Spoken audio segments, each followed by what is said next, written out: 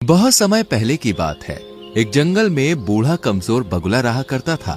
बगुला इतना कमजोर हो चुका था कि अब उसे शिकार पकड़ने में भी बहुत समस्या उठानी पड़ती थी। एक दिन बगुला एक तालाब के किनारे बैठा हुआ तालाब के अंदर की मछलियों को हसरत भरी नजर से देखे जा रहा था। तभी एक मछली बगुले को देखकर बोली, क्या बात है बगुला भगत, इतनी गौर से क्या देख रहे हो? मैं 2 दिन से भूखा हूँ। कमजोर होने के कारण मैं कोई शिकार नहीं पकड़ पा रहा। इस संसार में जो भी जन्म लेता है उसे 3 दौर से गुजरना ही पड़ता है, बचपन, जवानी और बुढ़ापा। तुम अपने जीवन के 2 दौर देख चुके हो, अब तीसरे का भी आनंद उठाओ। ये सुनकर बगुला क्रोधित होते हुए उस मछली से बोला, तुम अपने आप को समझती क्या हो? जब मैं जवान था तब किसी मछली की मुझसे बात करने की हिम्मत नहीं होती थी। लेकिन अब तुम जवान नहीं हो, अब जवान मैं हूँ। तुम हंसकर मेरा मजाक उड़ा रही हो। तुम इसी काबिल हो बगुले भगत। मैंने तुम्हारे चर्चे अपनी माँ और अपनी दादी से सुने हैं। जब तुम जवान थे तब तुम बहुत ही बुरे स्वभाव के थे। अब तुम बूढ़े हो चुके हो, इसलिए तुम्हारा मजाक उड़ाकर मैं तुमसे अपने पूर्वजों के साथ किए गए दुर्व्यवहार का बदला ले रही हूँ।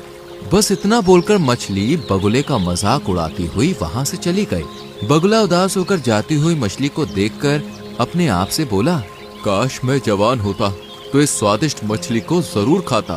मगर बगुला नहीं जानता था कि इस दृश्य को दूर से एक कबूतर बैठा हुआ देख रहा था। कबूतर तुरंत उड़ता हुआ मीनू मौसी और रानू चिड़िया के पास जा पहुंचा और उन दोनों की ओर देखकर बोला, जब से मैंने बगुले का हाल देखा है तब से तो मुझे बुढ़ापे से डर लगने लगा है। रानू चिड़िया चौंकती हुई बोली, तुम कहना क्या चाहते हो? रानू, आज मैंने तालाब के किनारे एक बूढ़े बगुले को देखा। मैंने देखा कि किस तरह से एक मछली उसके बुढ़ापे का मजाक उड़ाती हुई वहाँ से चली गई। वो बेचारा बगुला 2 दिन से भूखा है।